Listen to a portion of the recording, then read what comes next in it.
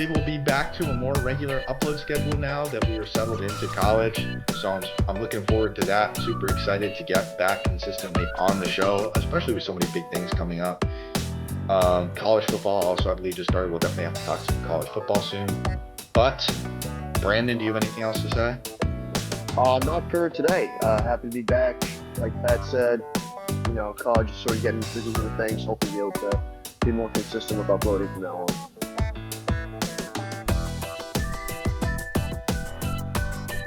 But wait, there's more. All right, everybody. Welcome back to the second episode of the Sports Perspective, an episode I'm personally very excited for. Today, I'm being joined by a communications and graphics design student at St. Anselm College, who also happens to be the captain of their cross-country team and the second most handsome host of the play-by-play with Patrick and Brandon.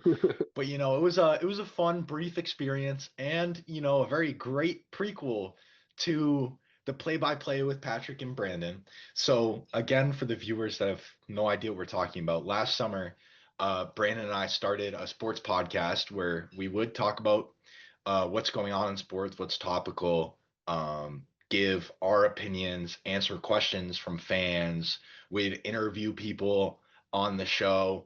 It was a very fun, interesting time. Again, a lot of hard work. Once we got back into college, it just became the kind of thing that we didn't have time to keep doing week by week, or if we did do it, it wouldn't have been, the quality that we wanted to bring to the social media sphere. It'll come back though. I can't see myself not wanting to do it in the future. It's too fun. It's too fun. It's a fun outlet to be able to talk about stuff like that in a more professional setting, and it's just good. It's good practice. It's always good to.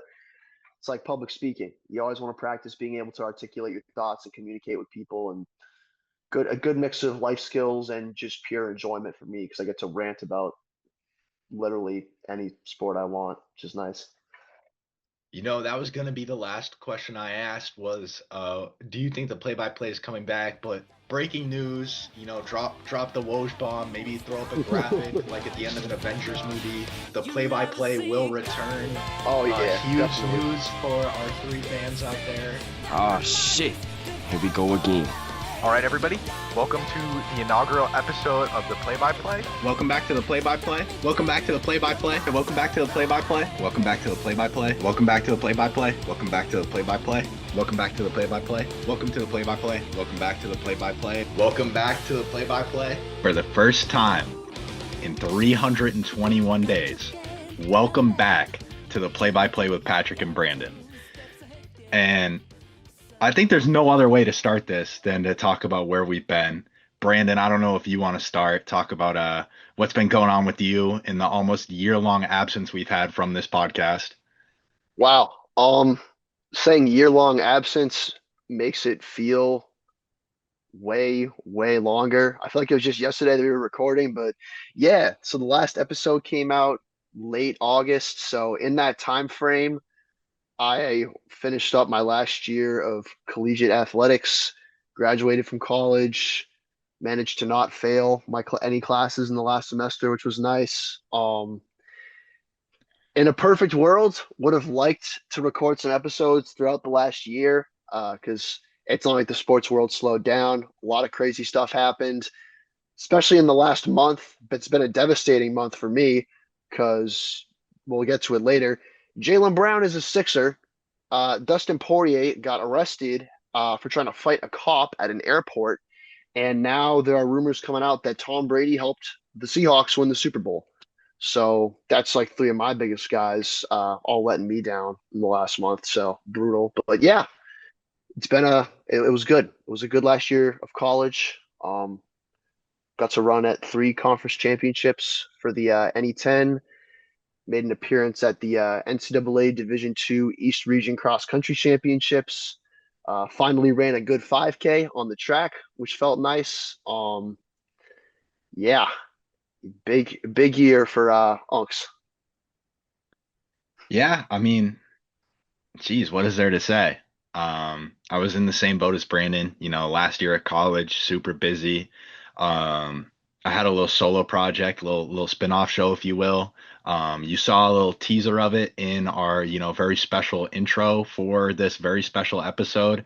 But for my senior project at school, I ended up doing a show called The Sports Perspective. I believe it ran for 8 episodes, and in each episode, I interviewed someone different who was involved in some way in the sports world, whether that was being a student trying to get into working in sports, someone who's been working in sports, someone who's an athlete. Um, it was a lot of fun. It was very different. It helped me up my production quality quite a bit. If you notice, there are a couple new things going on with this episode that I sort of stole from that experience. If you haven't seen it before, if you like this show, I'm sure you'd love that one. I'd love for people to go take a look. It is attached to the play-by-play LinkedIn. You can take a look at all the great guests I had on that show. Maybe you'll see some of them back on the play-by-play. I'd love to have any one of those guys back. I mean, you're seeing one of them right now. Spoiler alert, episode 2 was with this Brandon LeBlanc guy. It went okay, I think. I'm not really sure if he's media trained. I don't really know if he's done a podcast before, but he was an all right guy for a guest. That dude's not media trained. You kidding me? Dude is wearing a backwards hat in his episode, acting like that wasn't straight out of like a 2005 Limp Bizkit album. Like, what are we doing, kid? Give Yeah, this guy an agent. but I mean, he did all right. He did all right. Everyone's got to learn sooner or later, and that was a little thrown straight into the fire moment for him. But it is what it is. I think it came out all right. The rest of the episodes were all pretty great.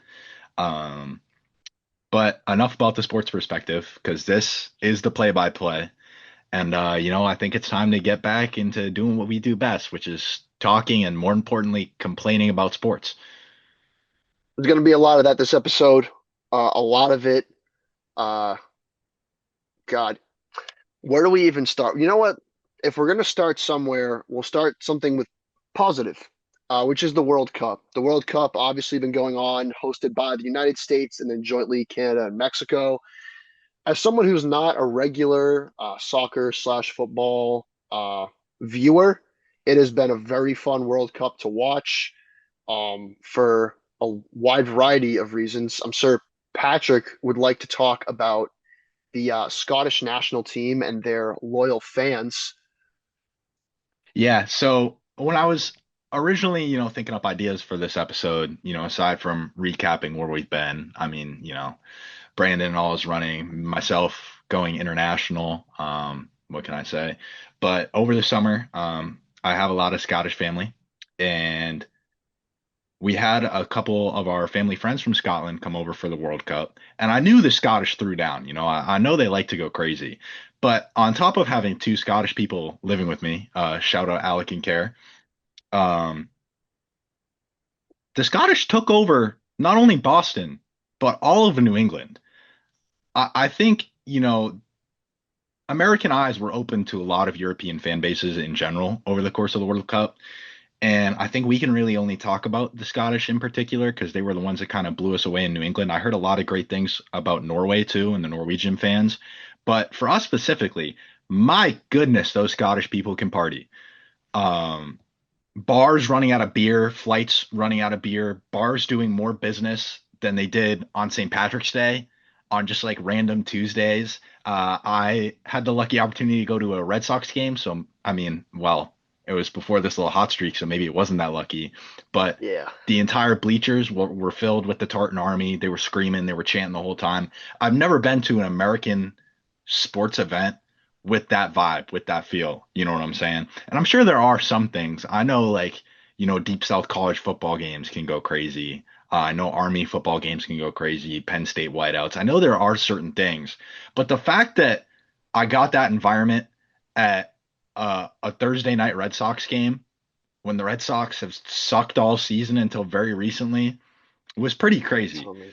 So, for Scotland as a country to get into the dance has to be great for them. And, just their rep in New England around the country went up astronomically. So I think they're my first and maybe my biggest winner from the World Cup so far. That'll definitely change as we see a team win. I believe now we're down to only 4 teams. So we're kind of it's getting a little tight. It's going to be interesting. It is, and I would say one of the best parts about watching the World Cup, especially if you're someone that doesn't watch international soccer or just soccer in general all the time, is seeing the smaller countries that are just excited to get to the dance play. Because, like, yeah, did Scotland win their group? No. But seeing the fans go absolutely ballistic after scoring one goal, it's just like, it's such an interesting thing to see, like, a sports culture that's that robust getting behind their team, knowing that they're probably not going to make it out of the group stage. And let me tell you, hearing that the Sam Adams Taproom in Boston ran out of beer because the Tartan Army took it over, and the bars saying that they did more business with the World Cup than they did on St. Patrick's Day, I feel like that's kind of a scary thing to issue because now all of Boston is going to take that as a personal challenge to get those numbers up next St. Patrick's Day. But at the same time, how can you not love the Tartan Army? Dudes are wearing kilts, sliding down the Boston Cop slide, getting rowdy at Fenway, going tarps off for a Red Sox team that up until the last 10 games was looking pretty dead in the water. Like, definitely a big win for the Scottish fans, the Scottish national team, and to be honest, the city of Boston. I mean, Boston loves the Tartan Army. They got along really well. I just, as someone who is part Scottish and someone who was really excited to watch the World Cup, seeing them notch one goal against, I think, Haiti. Even my mom, who doesn't watch soccer at all, put the Scotland game on and was going nuts when they scored. And I think that's one of the best things about the World Cup is it like brings together all of these different groups of fans. It gets people who don't even watch soccer or sports into the sort of soccer scene, which I think is really cool. Yeah, I think it's very interesting that you bring that up and really a great segue because a lot of America is not, you know, soccer fans. We're not even the hugest soccer fans in the world. We keep up with it, of course, but it really is a different culture over in Europe. And so I think a lot of America getting this like positive exposure to soccer is great. And I think that's been great for like, a lot of teams, Scotland especially, and especially a lot of players. Like there are a lot of players that I think have gotten just this great exposure due to the World Cup here. And now, I'm not saying like they're new discoveries or anything. Obviously, worldwide they're legends. But here, where people don't pay that much attention to soccer, I think a lot of opinions have been changed. Um, I think the first one I want to talk about, just because it's someone that, of course, everyone has already known about, is Lionel Messi. He's a household name, even in the United States. If you don't know who Messi is, I don't know what you're doing. Almost inarguably at this point, the greatest soccer player of all time. I know Ronaldo still has some fans, and I'd like to ask them how He they're doing right does. now. Probably not good.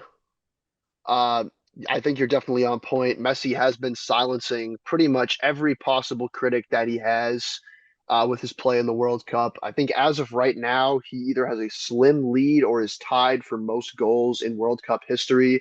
Had a hat trick in the group stage. He's had multiple two-goal games.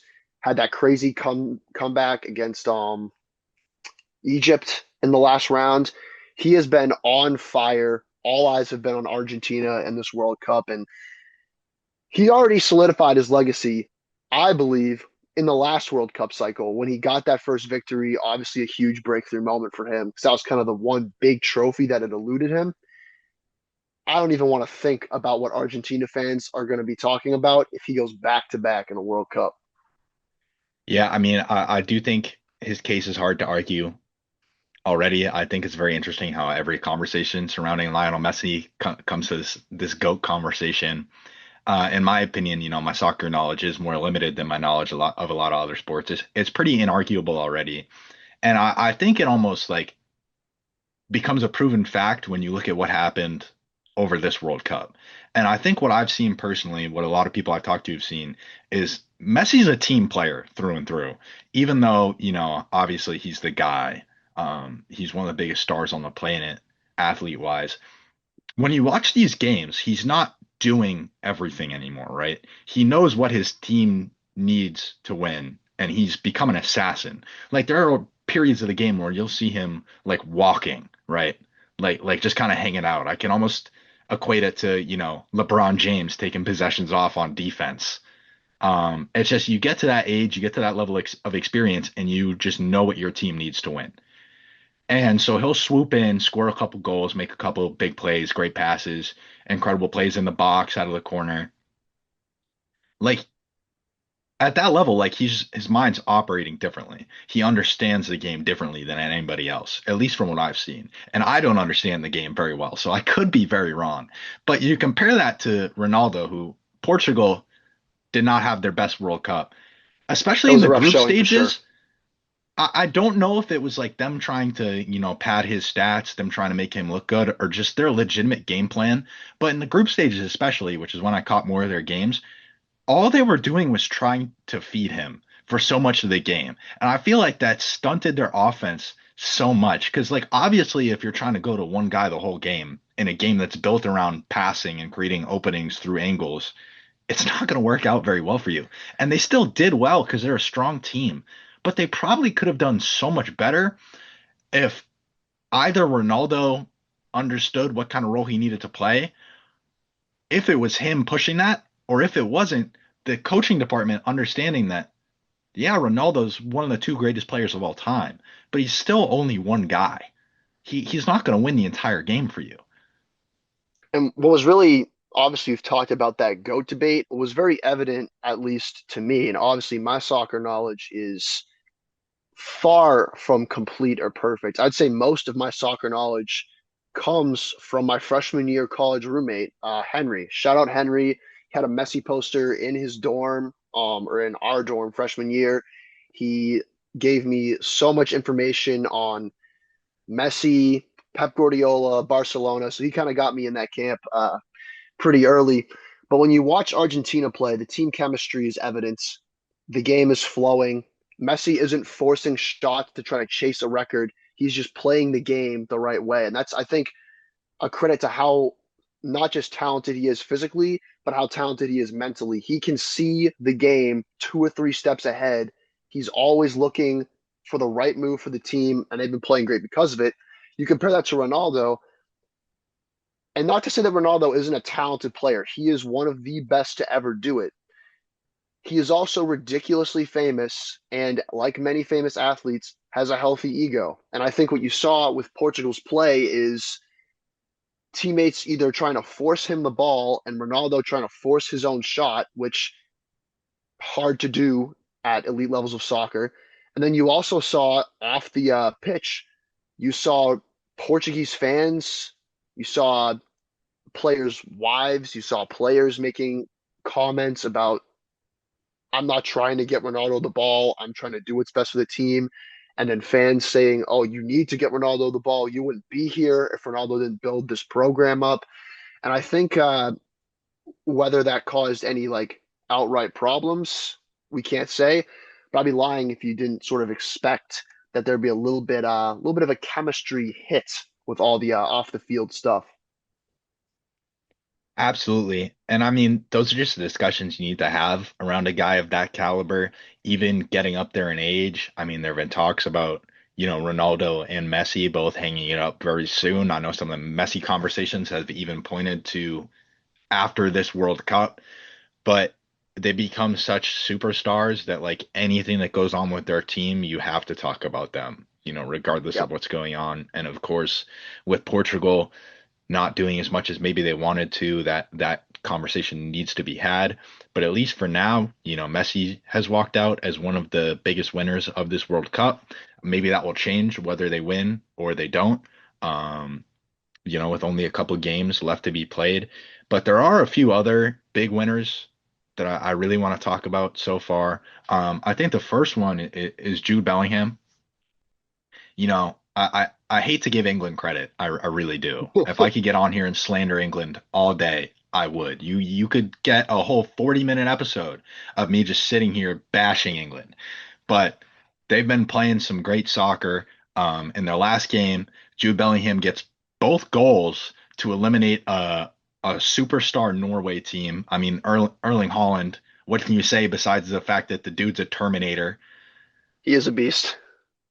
So, two goals in a game this late into the World Cup to advance your team past a giant is very impressive. Jude Bellingham, another name that's been known for a long time around the world, but I think it's important for these United States fans that are just starting to get into soccer to realize, how serious that dude is because he's a superstar. Definitely, as you can tell by the flag sitting right behind me, I'm not the biggest fan of England. I Who am not is? rooting. I am not rooting for them to make it any further in the World Cup. I would love to see France go out there and kick some butt and win their second in 3 cycles. But yeah, Jude Bellingham. And another thing I think that's been going for him is people like him. The crowd is chanting "Hey Jude" when he scores, and he's like showing love to the crowd. Definitely getting some more exposure in the United States. But if we're talking about the United States and winners and losers of this World Cup, as much as it pains me to say it, U.S. men's national team, I feel like this was the most hyped up they've been in a long time. I mean, obviously, we had some bigger names on the team. Christian Pulisic, everyone thought he was going to have a really big World Cup. He didn't really have what people were looking for. He was dinged up. He didn't really score that much. Went out in the final minutes of the eliminating game in the round of 16. And I think what really sucks about that for soccer in the U.S. is going into the tournament, the U.S. men's national team, and they had some hype. It was kind of seen as like this could be the tournament where the United States becomes a bigger soccer fan base. And after a tournament exit like that, I mean, what was it, 4-1, 4-2 against Belgium? And I don't know if you caught the game. We were down, but not out in the second half. It got sealed off of probably one of the worst whiffs I've ever seen in a soccer game. The United States men's goalkeeper, Matt Freese, goes a little bit out of the box to try to kick the ball downfield, reset everything. Whiffs on the kick, literally kicks his foot into the dirt and it gets stuck. Belgium sails it right by him. Lone defender Tim Ream isn't able to get a foot on it, and I think they went up 3-1 after that, and it was pretty much sealed after that. So as much as I hate to say it, another round of 16 exit for a U.S. men's national team that I think people were expecting maybe to do a little bit better, to put up a better showing against Belgium. Definitely, um, a little disappointing for them. Yeah, I think the fact of the matter is that United States team was never going to be the powerhouse. They were made out to be by a lot of United States fans, and I think that is really due to kind of our nationwide lack of soccer knowledge. I think obviously they're on the come up. They've been better than they have been in a long time. For a very long time, the United States national team was a joke. Um, but they're coming up. They're becoming more of a serious threat in the World Cup for sure. I'd love to see where they go in the next couple of years because it also is a younger team as well. So I think it'll be fun to see, maybe 4 years from now where they go. It's unfortunate that we're probably not going to be hosting a World Cup for a very long time No, after a lot of the debacle that went around this one. So we won't really see them on home soil again. But it was still very fun to experience. It is unfortunate that that experience was mired by so much injury, so much drama, the cards, that whole situation yeah, going down. I don't really want to get into that. Um, but yeah, I just don't think, they were ever gonna make a run to the top four to win the whole thing. I would love to be sitting here, in some alternate reality and telling you that, the United States won the whole thing and the whole world has to call it soccer now. What the hell is a kilometer? But that was just never going to be the case, unfortunately. I think a lot of not this time. expectations were way too high, just based on our lack of soccer knowledge as a country. But I do think that this World Cup being here did wonders for the country as soccer fans. Maybe next time it'll be even more emblazoned. Um, yeah, that's all I really have to say about the States. I know there is one other team you wanted to touch on a little bit. Well, I figure we can kind of put this into the sort of who do you think is winning this whole thing? Because we are with the final four teams now. We've got England versus Argentina on Wednesday, and we have France versus Spain, Tuesday, July 14th. I am going to be dialed for that one. I feel like France is the favorite here. They have an absolutely filthy team. As someone who doesn't watch a lot of soccer, like I've said, everyone knows who Kylian Mbappe is. He has been on fire this tournament. He has 20 goals in 20 World Cup games. As much as Messi might have the record after this tournament, I feel like all time that's Mbappe's record to take. He's ridiculously young, 27. very talented. He's got Unreal. plenty of World Cups left, and not just it's not just Mbappe. It's not just one guy. Dembele has been playing fantastic. He just had a 2-goal game the other day. They have Desiree Doué at forward. They are a loaded team, and I feel like skill-wise, they have the most talent. That being said, England has a very good 1-2 punch with Jude Bellingham and Harry Kane. Spain obviously has 19-year-old phenom Lamine Yamal. Can't count him out. Can't count out Spain.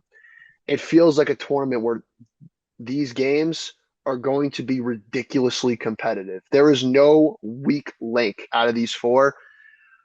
I'm going to predict a France victory. I'm going to go out and say it. I think France is going to win the whole thing. I want them to win the whole thing. I want to see Mbappe hold up his second World Cup trophy because I think that would just be spectacular. And if you're on Instagram, you're looking at the memes, Dictator Mbappe.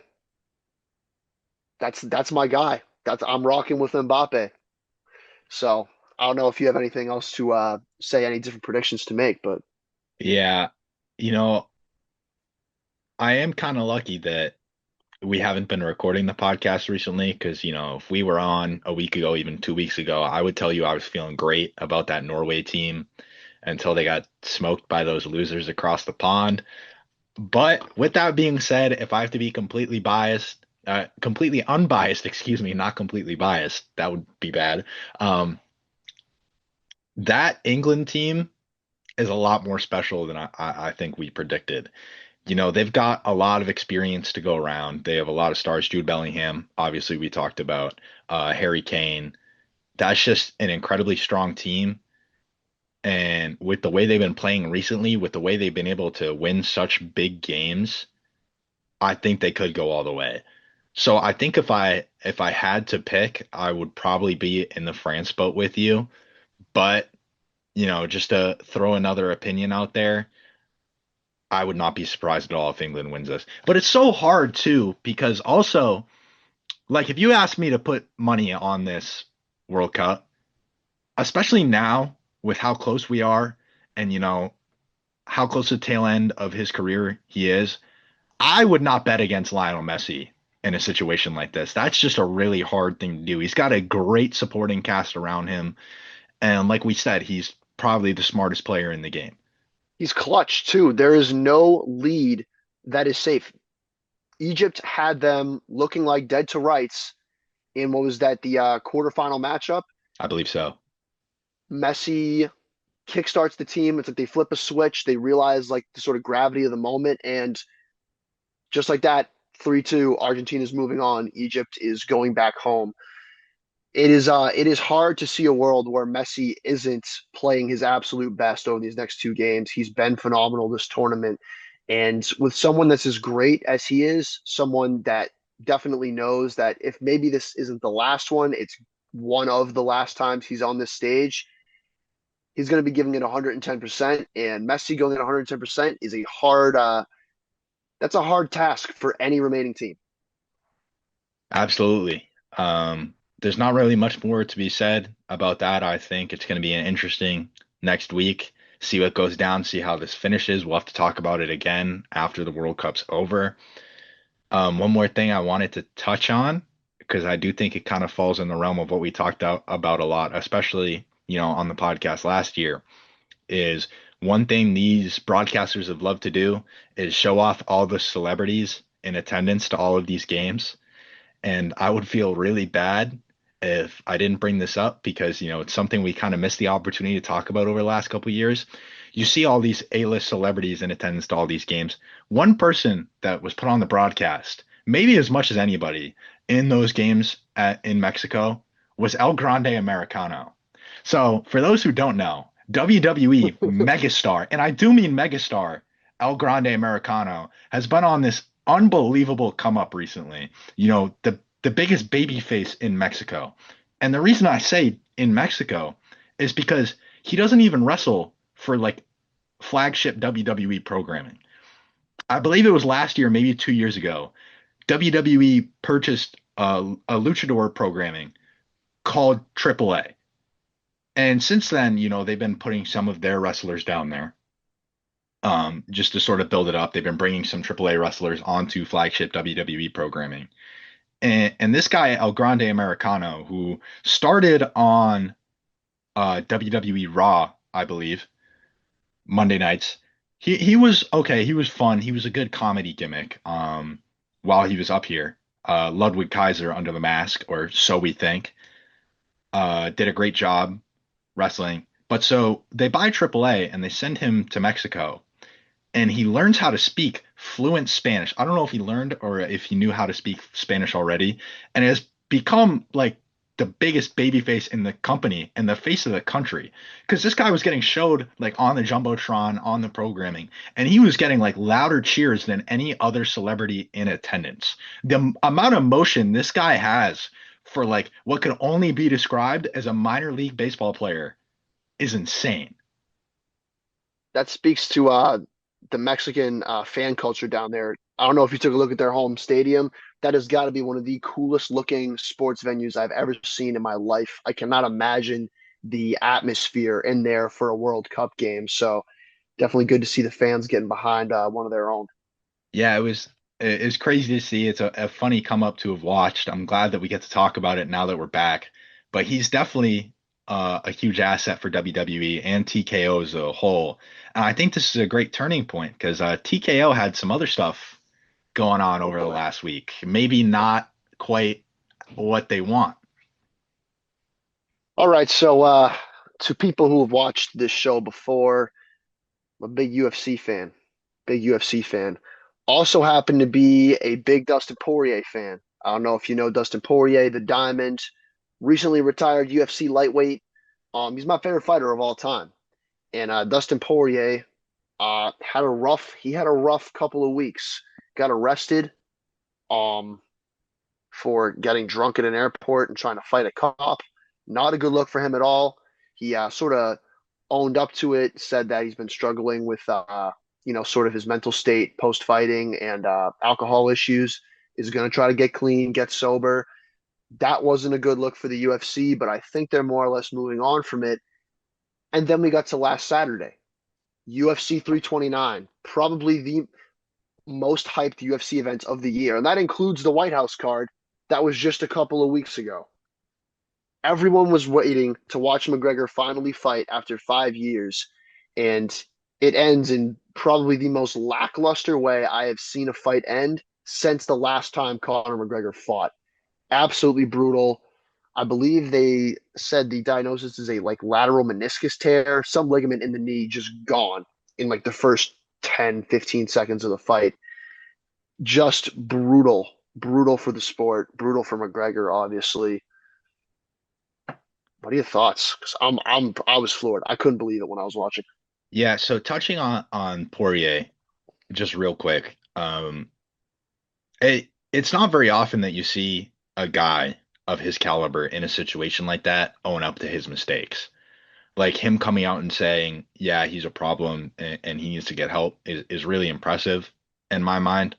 I don't think that makes his actions any better, but the fact that he really owned up to that and like committed to change, in my opinion, is very strong and very powerful. So hats off to Poirier for that.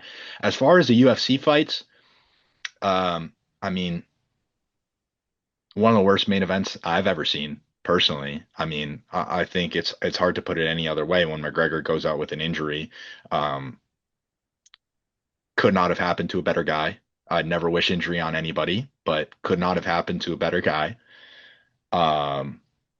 It's brutal, man. It's brutal because when you have a main event go down the way that went down, it leaves a bad taste in everyone's mouth when the card itself was really, really good. To sort of, give a little summary, go over the sort of highlights of it. Robert Whitaker, former middleweight champion, moving up to light heavyweight, felt that it was sort of time for a division switch. Goes up, breaks Nikita Krylov's jaw, gets his first win at light heavyweight. Now he's in the top 15 there, looking to fight up. Brandon Royval, great bounce back win in a great fight against Loner Kavanaugh, who's a up and coming prospect. I believe he was 10-1 going into that fight. Raw Dog Royval gets a submission victory in round 3, very impressive. King Green, and yet you're hearing that right, used to be named Bobby Green, now goes by King Green, sporting custom do-rag shorts, courtesy of the people at Venom, which, those are some of the coolest shorts I've ever seen in my life. King Green gets a huge comeback victory, is getting kind of beat up on by Terrence McKinney in the first round, gets the liver shot, finds the TKO victory. Paddy Pimblett probably gets performance of the night in my book. 52-second submission of Benoit Saint-Denis. Really impressive. Benoit's a tough fighter, but his fight IQ went out the window. Trying to shoot a double leg on a jiu-jitsu black belt is usually not a good idea. So Paddy Pimblett gets the easy victory with basically no damage taken. So he'll be looking to fight up in the rankings, I think, very soon. And then you get to the main event. Holloway and McGregor had some legitimate bad blood. Obviously, they fought each other back in 2014. McGregor tore a ligament in his leg in that fight too, but managed to use the wrestling and the grappling in his game plan to get the unanimous decision over Holloway. I wanted to see the fight. I feel like everyone, despite Conor not fighting in 5 years, definitely some questions about does he still have it? Is it going to be a competitive fight? Because Holloway may have lost his last fight to Oliveira. He's still one of the best guys in the company, especially in the stand-up. It's hard not to feel disappointed. It's hard not to feel really disappointed about that whole card because the main event wasn't a fight. McGregor didn't land a single punch. He tears a ligament in his knee on the first jumping switch kick, and then it's like 50 seconds of him trying to pull guard and failing to stand up. It's just terrible. It really is. And if you're McGregor at this point, 2021, you'll really bad leg break against Poirier. You're out for 5 years. It's a 5 years, not to get into all the details, because to be quite frank, it was a rough 5 years for Conor McGregor. It's not like he was just out there rehabbing all the time. McGregor likes the party scene. A little too much, some might say. Had a couple of public scandals that were pretty rough. Definitely lost a lot of fans during that time. Even with all that, people were still tuning in to watch him fight. And now he's 37. He doesn't have a win since 2020. He is looking at another year-long layoff. It's hard to see him fighting again. I know he said recently on Twitter that he wants to fight out his contract. He does have one fight left on that, but it is hard to see him coming back. And even if he does, it's hard to have faith that it'll be a good fight. Yeah, it's interesting because at the end of the fight, you had Holloway pick up the mic to try and, get the crowd back into it a little bit, which did not work at all. I don't really know what they were expecting after a finish like that. But, he picked up the mic and called Conor a warrior for coming out at all after so many years off and said he almost guaranteed the fact that there was going to be a third fight. And I find that hard to believe. I think if Conor does want to fight, nobody's going to tell him no, which Conor's not a big fan of the word no anyways, apparently. So we'll see what happens there. Yeah, I just think like the company would make so much money even off the idea of another McGregor fight that no one's going to tell him no. I can't see another fight going anything but disastrous after his last 2 fights ended the way they did. It's a tough subject to talk about, and it's very sad because, all other stuff, all scandal aside, McGregor is a legend of the game. it makes him a very hard person to talk about because of how impressive his career has been, how much of a draw he was, just purely looking at the sport and nothing else outside of that. But so to talk about, what's happening with him moving forward, I guess nobody really knows but Connor because Connor's going to do whatever he wants, truth be told. But it was just interesting seeing the other guys reacting to it because I mean Holloway tries to talk to a crowd that's just so unbelievably dejected. And then there's a funny clip of Patty Pimblett finding out what happened. He was getting interviewed while the fight was going on. And so he's like, "Oh, what happened?" And then he cuts a wrestling style promo about how, Connor couldn't get it done, but I could and I'll fight anybody. So that was pretty funny to see. I just think, it became such a hard event to talk about, which is a shame because you were right. You talked about how great the rest of the night was. Overall, some really fun fights. It's only ever going to be remembered for a main event. And that's the hard thing about combat sports because truth be told, the main event is what people are going to talk about. And, UFC has had some unfortunate dealings with main events in recent memory. Um, the Tom Aspinall fight where he got poked in the eye. It's just been a rough Don't stretch. remind me. Don't remind me. I remember where I was watching that fight too, and you're right. It sucks because that is what people are going to remember. And looking sort of forward, obviously, when you look behind you, you see McGregor. He built the UFC into what it is today. He is the biggest star in the sport's history. Former two division champion, undefeated at featherweight. I think he's part of like 8 out of 10 of the highest selling pay-per-views in the company's history. The biggest one against Habib, 2.4 million pay-per-view buys. He's nothing short of a legend. That being said, for him going forward, I don't know who he'd fight. I don't think he's going to fight Holloway again because if you're Max Holloway, you are not staying at welterweight. I love Holloway. He's a dog. Welterweight is a murderer's row right now. You've got Islam Makhachev at champion. I think that's a horrible matchup for Holloway. You've got your top five guys. You've got Carlos Prates, who is 6'1" with a 78-inch reach. You've got Michael Morales, who on fight night weighs around 200 pounds as a welterweight. Ian Gary, challenging for the title, I believe, in the fall. 6'3", 74-inch reach, great kickboxer. I could go on and on. Welterweight is stacked. Holloway's not going to stay there. So if you're Max, are you going to sit out and wait a whole nother year just to maybe fight Connor if he comes back? I think no. I think Holloway's best chance at a title, I think all the best fights for him are at lightweight. Obviously, Justin Gaethje just took the undisputed belt away from Topuria. Holloway already has a highlight reel knockout over Gaethje. If I'm Holloway, I'm saying, hey, Gaethje, you want to run it back? You give Gaethje a chance to avenge his worst loss of his career, and Max gets back in the title picture. As far as the rest of the card goes, Royval stays in the top 4 of flyweight, which he's been there for like years. I don't know if he's going to fight up or down the rankings. He did have a really rough knockout loss to Manel Kopp in the fight before this. Bobby Green, I just want to see him fight someone fun. He's so fun to watch. He's not a title contender at this point in his career, but dude fights with his hands down, trash talks his opponent. He's fun to watch. Paddy Pimblett, I want to see him fight up. I want to see him continue to fight up. I know he was ranked number 9 going into this against Benoit, who I think was 5 or 6. I know he called out Charles Oliveira. I don't know if they make that fight, but if anyone's got the jiu-jitsu to deal with Charles Oliveira on the ground, it would be Paddy Pimblett. He is a very, very skilled jiu-jitsu practitioner.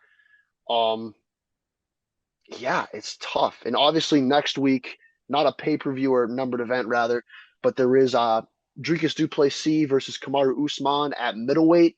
Both of those guys are looking to get into the title picture at middleweight.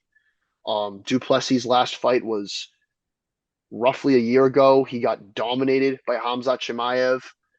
Kamaru Usman, I believe, is coming off a win against Joaquin Buckley at welterweight. But I think for this fight, both of them are looking to win this and then say, I want the title next. Hard assessment to argue with. I think you had a lot of great opinions on the whole card. Really, the only thing I have to comment on is Patty. It's hard to see him not fighting up because I think the UFC has made it very clear that the thing they care most about is money, as any company would. It's why companies exist. And Patty's a star, no matter where he is on the card. With the mouth he has on him, he's a star, and he's going to be a star for a very long time. So I think he will be fighting up. I wouldn't be surprised if he fights astronomically up in the rankings. It'll be interesting to see what happens with that. But I think really that's all I wanted to touch on. We still have a lot left to talk about, so I do want to move on a little bit. The MLB All-Star game is this week. I believe by the time this episode comes out, we're recording this on Monday. It's releasing on Wednesday. I believe it's tomorrow, so I believe the All-Star game will have happened. But there's a lot to talk about in baseball in general right now. And I think I wanted to touch on the All-Star game first, because this is a question for you that spans not just baseball, but all sports. Is the All-Star game in really any sport? We can talk about the Pro Bowl in football, we can talk about the All-Star game in the NBA. In any sport, is it still worthwhile? Do people still watch? Because I think baseball has, the best All-Star game of any of the major sports right now. I think it is the most fun, which is interesting because, baseball has the lowest viewership out of, the biggest three sports we see in the United States of football, basketball, and baseball. I believe it has higher viewership than hockey in the States, but worldwide, or nationally, internationally, excuse me, I don't know if that's the case. But, it definitely has the most fun All-Star game, in my opinion. And even then, people just pull out like that. That's been the case in every sport for the last couple of years. I mean, Jacob Mizorowski, who I wanted to come in talking about today because he excites the hell out of me. Kid's got an absolute cannon on him. Has games where he'll throw stretches of pitches where he won't go lower than 103 miles an hour, 104. Just throws absolute nukes. And I think that's the reason why he's not playing in the All-Star game. He's experiencing some arm soreness, and we'll definitely have to touch on it more moving forward.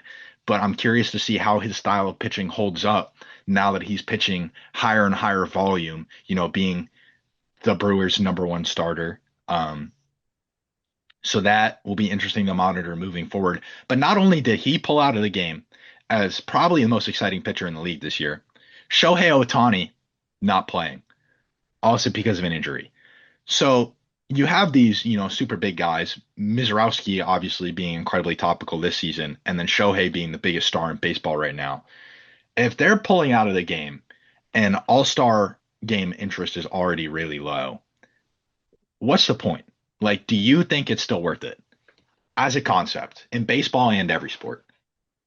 It's tough because I think out of all the sports you mentioned, baseball has the most compelling case to keep it in its existing format. A lot of the other sports, especially with basketball and really as we've seen it in recent years with football, the Pro Bowl format, the All-Star game format has changed rapidly because players don't want to risk an injury. If you're on a contending team and if you're in the All-Star game, chances are you are in a contending team. You don't want to risk an accidental fluke injury on an All-Star game when you've got meaningful games to play later. That's why the Pro Bowl is no longer a game. It's like the Pro Bowl skills challenge. And if the viewership for that wasn't down before then, it certainly is now because this is no knock on the players involved. As a fan, I'm not terribly interested in like watching the players like throw the ball into like a net or do like a skills challenge. It's cool, but not something that really like gets me excited as a viewer. Same thing with basketball. I know they've changed the format for that a little bit in recent years. Having it be like USA versus World, 4 teams. They did that weird thing with the score, getting like first to 24. The NBA All-Star game, I mean, when you watch it, there's going to be no defense. It's just going to be like all the good players throwing alley-oops and shooting 40-footers. It's like, it's all right. It's not a competitive game of basketball, but I think baseball has the most compelling case to keep their All-Star game because there's the sort of lack of contact, like compared to a sport like football, it's a lot more physical. the chance for injuries is reduced. That being said, this year you're missing the hottest pitcher in baseball and the biggest name. It's the same principle. They don't want to risk getting injured or making an injury worse in an All-Star game. I will say the home run derby still kicks ass. I love a good home run derby. Seeing those dudes just launch like 450-foot nukes, that never gets old. And as someone who doesn't watch baseball super regularly, I tune in for the occasional Sox game, which it's been We'll all over talk the about place that this later. year. I'd say baseball will probably stick with their current format. I have to imagine they'll still get enough players to play in it that it'll be an interesting and semi-competitive game. Obviously, the pitchers aren't going to be throwing 103 miles an hour because they don't want to throw their arms out, but you can still see fairly competitive fielding. You're still going to see players actually trying to hit. It's not like in basketball where Steph Curry will drive the lane, no one will guard him, and he'll get like a dunk. You're not going to see that quite that level of uncompetitiveness, for lack of a better phrase. But yeah, it's tough. And another thing you brought up about Mizorowski's pitching, I noticed you said that he's experiencing the arm fatigue from the higher velocities. Another big name in baseball, Paul Skeens, has not been having the best year. And after the previous season, where he was routinely averaging over 98 miles an hour on his fastball, his speeds have dropped. His pitch speed has dropped. He hasn't been quite the ace that he was. Granted, the Pirates are terrible. So it's not all his fault that he's, I think, 6-8 on the season. But it'll be interesting to see the Brewers sort of manage his Mizorowski's minutes and sort of keep his arm fresh because Brewers are on top of their division. I think they're battling it out with the Dodgers for the top of the National League. So they're going to want to have him fresh in September and October. They're not going to risk throwing his arm out in the dog days of July and August. So it'll be interesting to see if that high velocity at that consistency sticks or if they sort of tweak how he's doing it to keep him safe.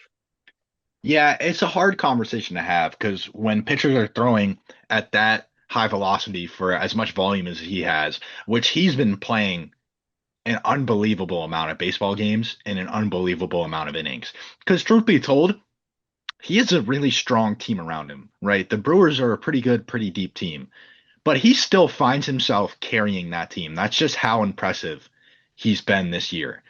Like he's been the most impressive pitcher in baseball, and there hasn't been anything unbelievably fancy to it. He just throws faster than anybody in the game consistently.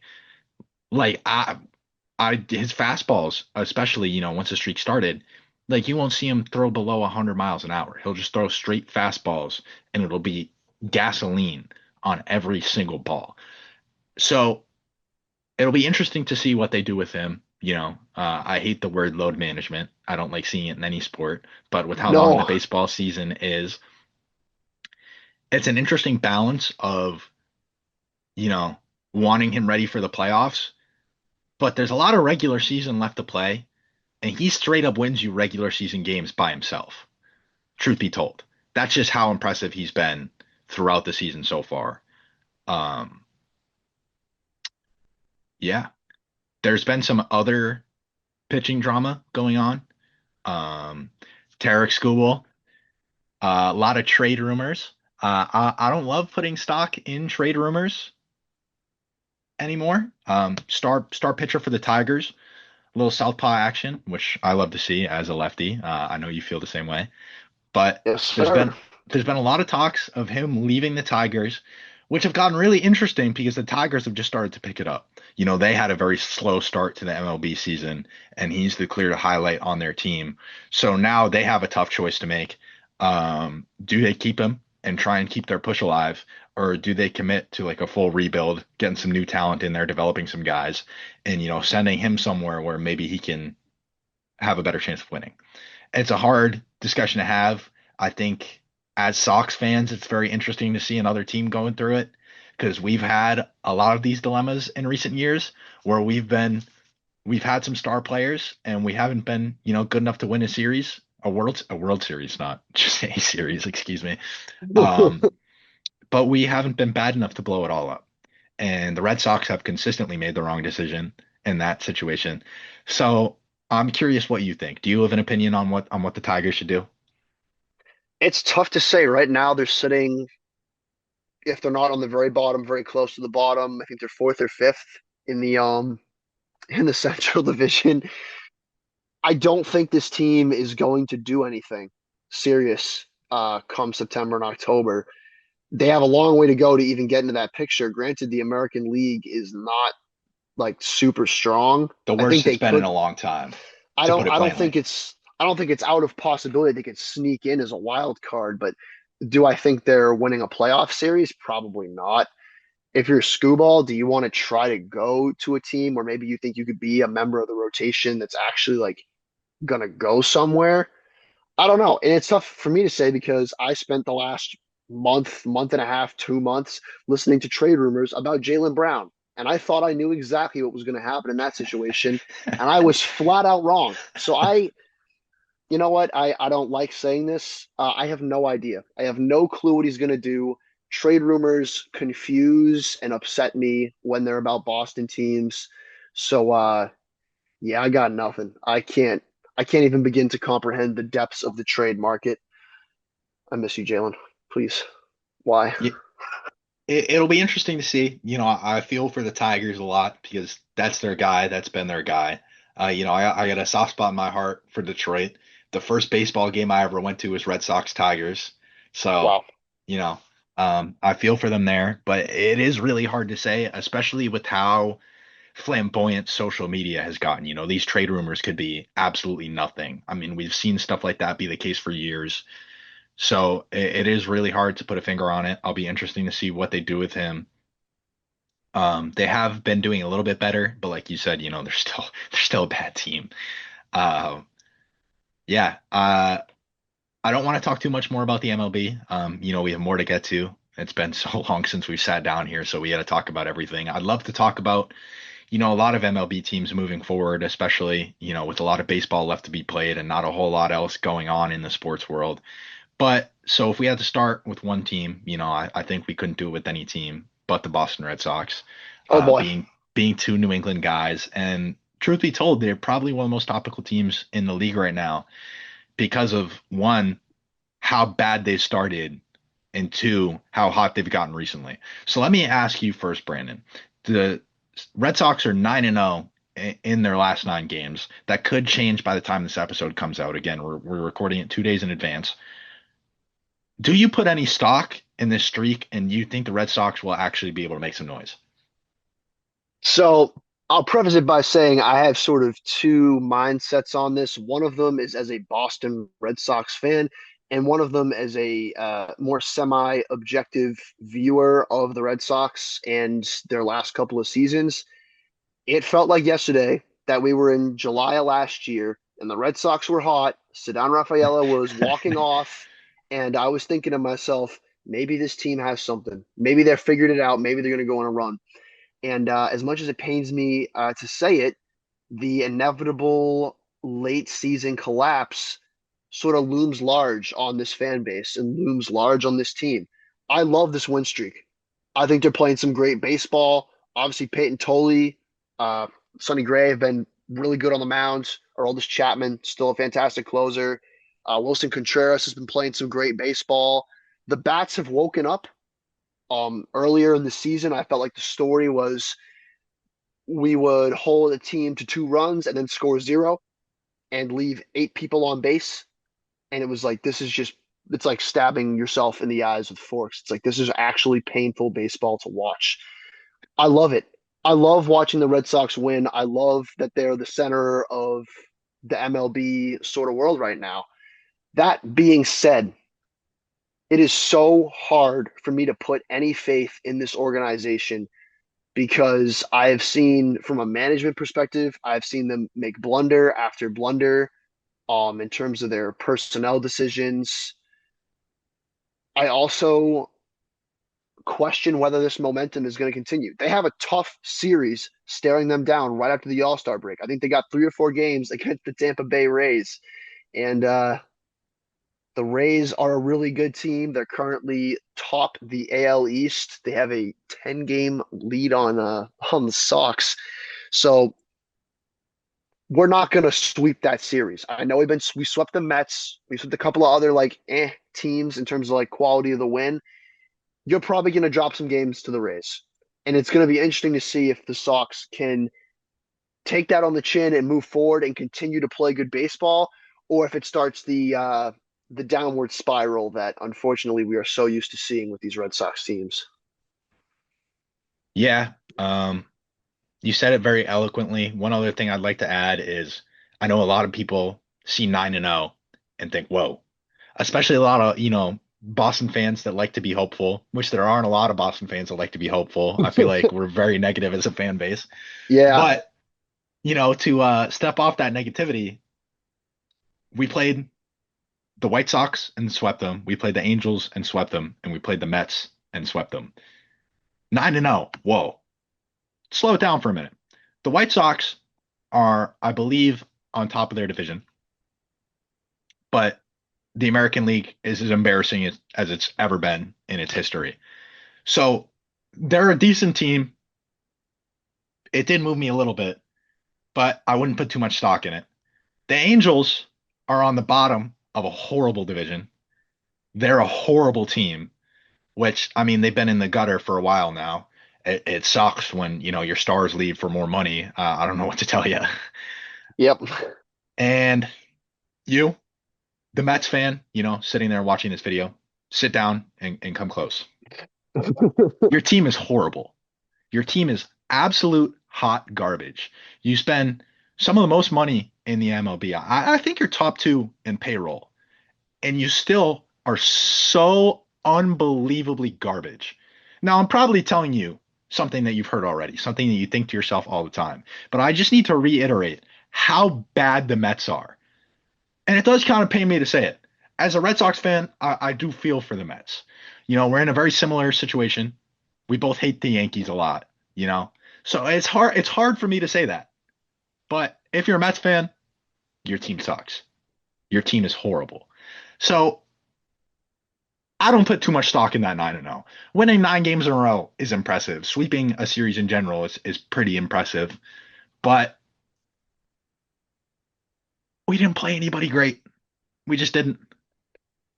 And we have a great team, or one of the greater teams in the MLB, coming up right after the All-Star break. So I think that series, it's not like, is it going to determine the rest of the season? No, it's one series. That being said, it is going to be interesting to see how this team handles playing a team that is on paper much better than them, a team that has been playing better baseball consistently all season. God, I would love to at least break even, split the series. I have no faith that we're going to do that, despite the run of form we've been on. Don't let me down, Sox, please. It's been a rough go of it for Boston sports fans, and I know that there'll be people watching this that aren't from Boston, like, oh my God, the Boston fan is complaining about how rough it is. Oh, boo-hoo, cry me a river. I'll play you a sad song on the world's tiniest violin. I don't care.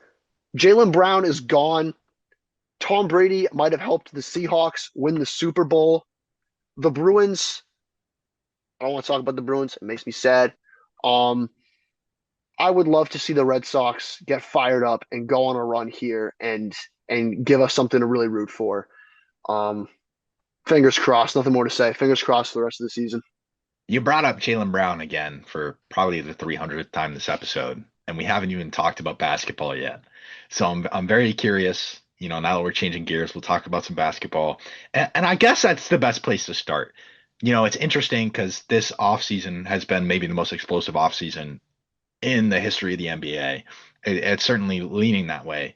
The Jaylen Brown trade wasn't even the biggest trade this offseason. But, considering the man I'm talking to right now, I'd feel remiss if I didn't start with Jaylen Brown. Winners and losers of this trade. Winners, obviously, the Philadelphia 76ers. They're looking lined up to compete for an NBA championship. Seeing as the Sixers, I would put some money on them not winning it. Yes. But they're in line to compete for it. Losers of this trade, The Celtics. Yes. Jason Tatum losing his guy. I know, there have been some talk about them not being able to play together. They won a championship together. So I do think Jason Tatum's a loser walking out of this. He's walking away with a team that has less star power. His co-star is hobbled. Paul George has played less than 50% of his games since 2020. However, I do think the biggest loser of this trade is Brandon LeBlanc. I do think the biggest loser of this trade is Brandon LeBlanc. Oh, So it if you want hurts. to take it away for me, It hurts to hear that, but it also hurt to. I remember exactly where I was when I heard this trade. I was sitting, uh, eating dinner with my family. I just fired up the grill. Was having a great time. Obviously the Jaylen Brown trade rumors had been circling, but in my mind, I'm thinking this happens every offseason. He's gonna stay put. One of my friends from high school calls me up and says, "Brandon, open up the ESPN app," and I'm saying, God, this can't be I, good. I'm I, like, this can't be good. This can't be good. And mind you, this is like a couple days after Dustin Poirier gets arrested. So I'm already like not excited to like see sports news in general. She's like, look, open up your phone, look at the ESPN app. Jaylen Brown traded to the 76ers for 2 first-round picks and Paul George. Oh boy. Paul George in 2018 was an MVP candidate. That was 8 years ago. He played 40 games last year due to a combination of suspensions and knee injuries. The first round picks, one of them is from the Clippers, so maybe it pans out to be a lottery pick, maybe not. The one from the Sixers is like a 2028 first rounder. They're going to be a good team. That pick is not going to be worth that much. And we lose Jaylen Brown. Now you're going to see a lot of Jaylen Brown slander from the Boston media. You're going to see a lot of Jaylen Brown slander from the national media. They're going to be the analytics stat watchers who say that he doesn't contribute to winning basketball, or his turnovers like wreck your offensive flow and he forces his shot. Yeah, he turns the ball over a little bit. Yeah, every so often he tries to force a midi when he probably shouldn't. That is NBA champion finals MVP Jaylen Brown you are talking about. That dude just averaged 29, 7, and 5 and put the Celtics on his back for an entire season. And we lose him. And I will go into why we made this trade because, spoiler alert, it's not all on Brad Stevens. six Um, straight. I get fired up talking about this. What I will say from a fan perspective is the fans are going to miss Jaylen Brown. He's an electric player to watch. He did exactly what he said he was going to do when he was drafted in 2016. He went to war for this city. He brought us banner 18.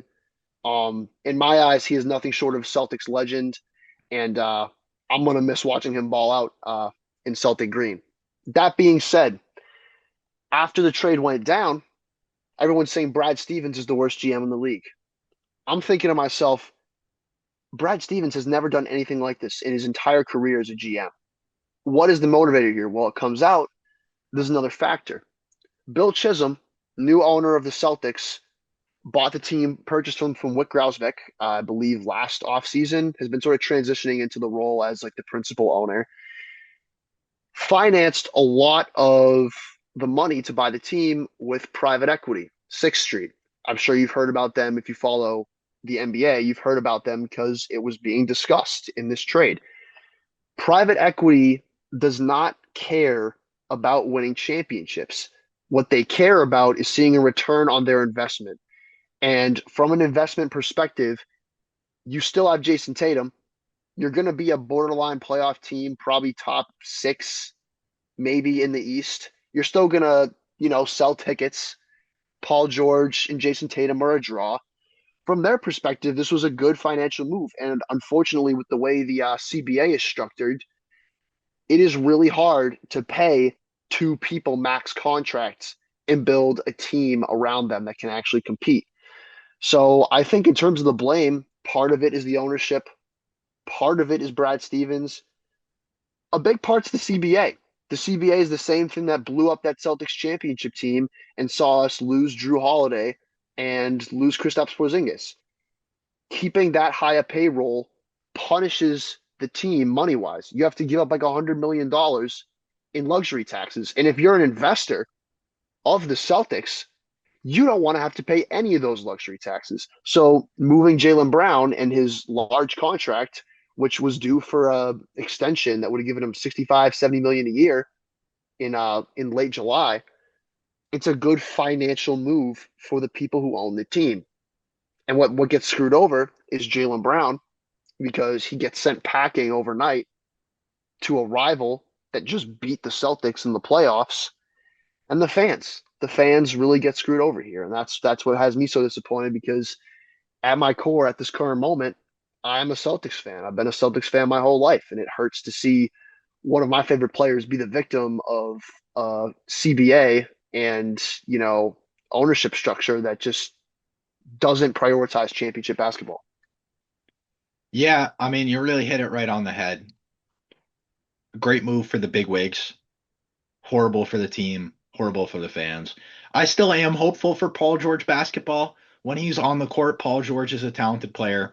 One underrated negative of the trade is that, I prided myself, my brand, my ability. I prided myself on being the number one podcast P in Boston. Oh boy. And that's not even true anymore. It is not. Very, very underrated negative. I'm sure that, the Celtics front office really struggled with that one, trying to figure out what they needed to do regarding that issue, because it is a very big issue for them. I've talked to them and they know about it. But, let's hope they made the best decision for the team. Probably not, but maybe. And yeah, it is tough for the fans. I mean, you have a Jaylen Brown jersey. I have a Jaylen Brown jersey. Everybody in Boston has a Jaylen Brown jersey. I know a Knicks fan that wears a Jaylen Brown jersey every now and then. Like, everybody loves Jaylen Brown. Not the media. The media hates Jaylen Brown. But all of, like, the real basketball fans love Jaylen Brown, especially Boston guys. So it is hard to see. It's tough to see him go. Unfortunately, it's the nature of the sport.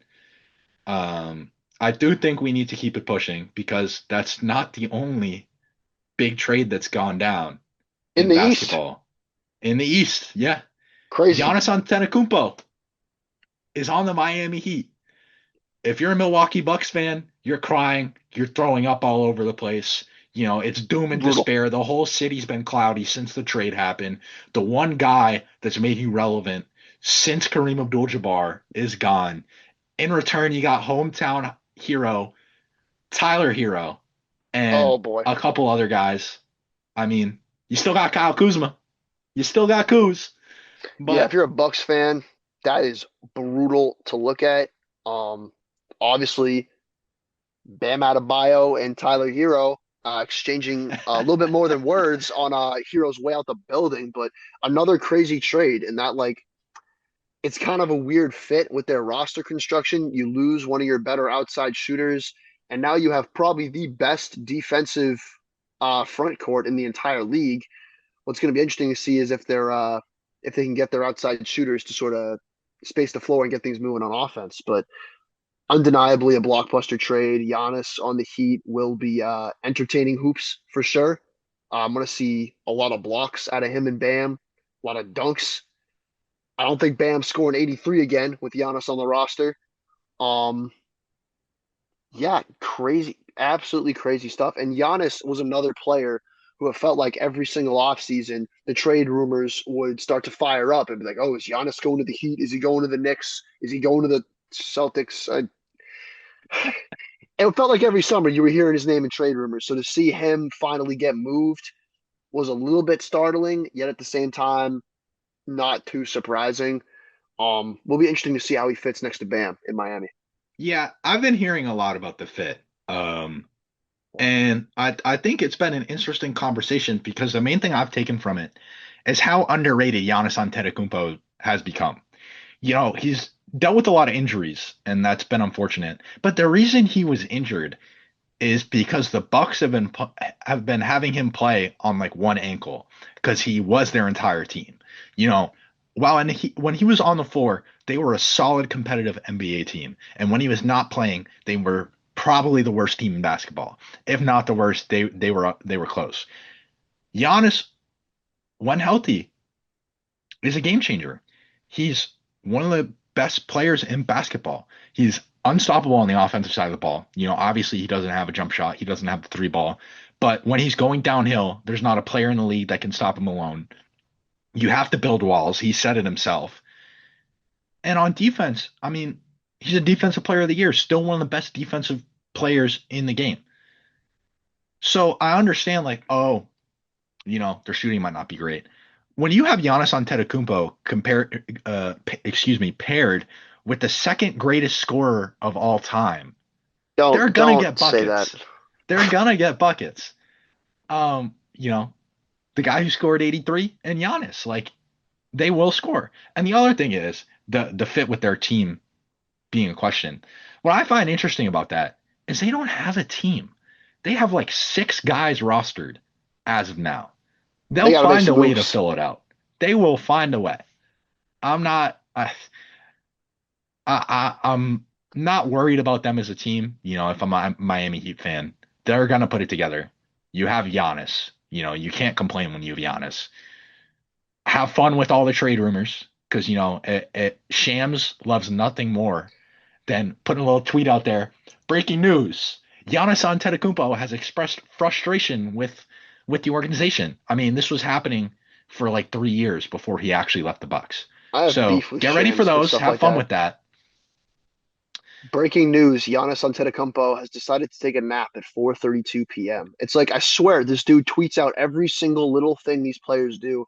I've been looking at my phone, I see the Shams notification. I'm like, oh my God, someone get traded, and it's Jason Tatum played outside with Deuce for 30 minutes. It's like, all right, get back to me when something is actually happening, Shams. I'm tired of the heart attacks every time I look at my phone. Um, but yeah, the Heat will figure it out. They'll put a team around them. And if you're Miami, you're putting faith that instead of having to adjust and finding players who can shoot the three and replacing Tyler Hero, you're more putting your bet that Bam and Giannis are going to be such an unstoppable duo, both down low on offense and creating problems on defense, that the rest of the team will figure it out and teams will be forced to adapt to your play style. Um, Definitely one of the better teams in the East. I feel like if the Sixers can figure out their team chemistry, if the Heat can put a actual roster around that core duo, they'll both be threats to the. And I'm just gonna preface this. This is gonna really hurt for me to say. The defending champion New York Knicks. Ugh. I'm gonna throw up in my. I threw up in my mouth just saying that. That was terrible. Oh my God. The Knicks are still going to be a good team, obviously. I don't know what the Celtics are going to look like. They could maybe, take a couple games off of any of those teams in a series. But the East is going to be competitive next year. There's going to be a couple of teams at the top who I really think all have about the same chance to come out of that conference. Yeah, and I mean, you didn't even mention all of them because one more interesting thing, one more team in trade I think we need to talk about before we finish up here today. Well, potential trade as of right now, I guess. Kawhi Leonard to the Toronto Raptors, going back to the team where he won it all, you know, if the investigation by the FBI ends in time. Any thoughts? First of all, it's a crazy sentence that the investigation on the Clippers has to finish before the trade goes through.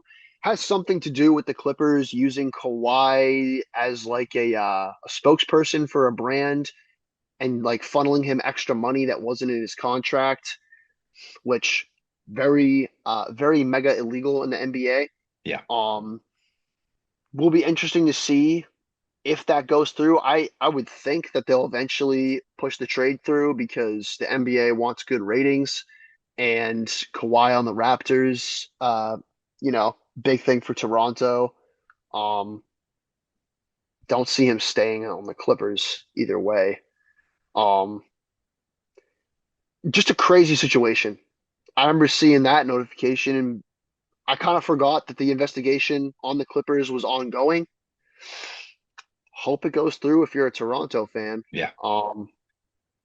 If it does, putting him next to Scotty Barnes, that's another team that's looking to contend in the East. Yeah, I mean, you gotta be feeling ecstatic as a Toronto fan if it actually goes through because if Kawhi's healthy, he's still one of the best players in basketball. And I mean, his health certainly is a concern. He's never been like truly healthy.